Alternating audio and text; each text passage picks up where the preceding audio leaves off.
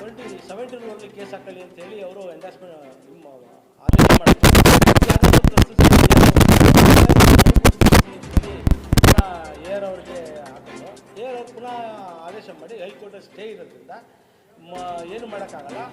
ಅವರು ನೀವೇನಾದ್ರು ಕೋರ್ಟ್ ಆದೇಶ ಬಂದ ಮೇಲೆ ಅದನ್ನ ಪರಿಶೀಲಿಸ್ಬೋದು ಅಂತೇಳಿ ಪುನಃ ಒಂದು ಅವರ ಆದೇಶವನ್ನು ಮಾಡವ್ರೆ.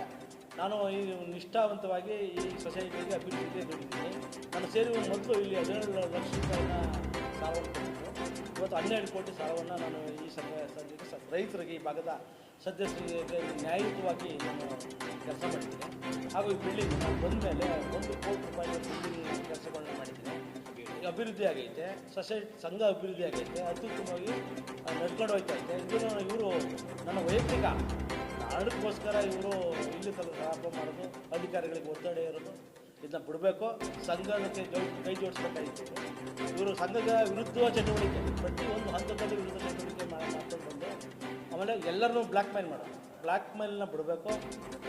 ನಮಗೆ ಸಹಕರಿಸ್ತಿಲ್ಲ, ವಿರುದ್ಧವಾಗಿರೋದ್ರಿಂದ ಅವ್ರನ್ನ ವಜಾಗೊಳಿಸಿದ್ದೀವಿ. ಅವ್ರ ಸದಸ್ಯತ್ವವನ್ನು ಸಭೆಯಲ್ಲಿ ಎಲ್ಲರೂ ಸೇರಿ ಸರ್ವ ಸದಸ್ಯರ ಸಭೆಯಲ್ಲಿ ಅವ್ರನ್ನ ವಜಾ ಮಾಡಿದ್ದೀವಿ.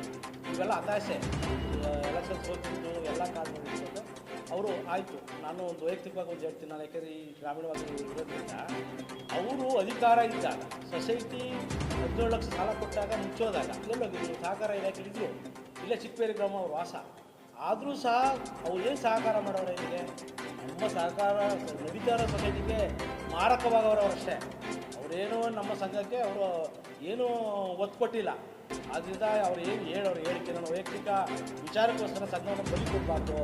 ನನ್ನ ವಿಚಾರ ಇದ್ದರೆ ನನ್ನ ಮೇಲೆ ಅವರು ಮಾಡಲಿ, ಆದರೆ ರೈತರ ಹತ್ತಾಸೆಯನ್ನು ಮತ್ತು ಅವರ ಹಕ್ಕುಗಳನ್ನು ಮೊಟಕುಗೊಳಿಸಬಾರ್ದು. ಅವರ ಅಭಿವೃದ್ಧಿ ಆಗಬೇಕು. ರೈತರಿಗೆ ದೇಶ. ನಾವು ಏನೇ ಮಾಡಬೇಕಾದ್ರೂ ನಾವು ನಿಯಮ ಪ್ರಕಾರ ಮಾಡಿದ್ದೀವಿ. ನಾವು ಸದಸ್ಯ ಮಾಡ್ಕೊಂಡಿದ್ದೀವಿ, NCL ತೊಗೊಂಡಿದ್ದೀವಿ. NCL ತೊಗೊಂಡವರು ಸಾಲ ಮಂಜೂರು ಮಾಡಿದ್ದೀವಿ. ನಾವು ಸಾಲ ಮನ್ನಾವನ್ನು ನಾವು ಆನ್ಲೈನಲ್ಲಿ ಹಾಕಿದ್ದೀವಿ. ಯಾವ ರೈತರಿಗೆ ಸಾಲ, ಅವನ ಸಾಲದ ಖಾತೆ, ಆಮೇಲೆ ಅವನ ಅಕೌಂಟ್ ನಂಬರು ಎಲ್ಲ ಹಾಕಿದ್ವಿ.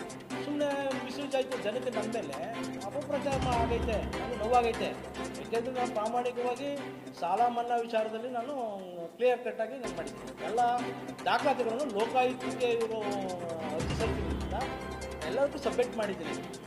ಆಮೇಲೆ 64 ಎಂಕ್ವೈರಿಗೆ ಒತ್ತಾಯ ಮಾಡವ್ರೆ, RID ಒತ್ತಾಯ ಮಾಡವ್ರೆ. ಏನೇ ಮಾಡಿದ್ರು ಸಹ ಈ ಕಾರ್ಯದರ್ಶಿ ಮುಖಗಣಕದ ನಾನು ಪ್ರಾಮಾಣಿಕವಾಗಿ ಸೇವೆ ಸಲ್ಲಿಸಿದ್ದೀನಿ.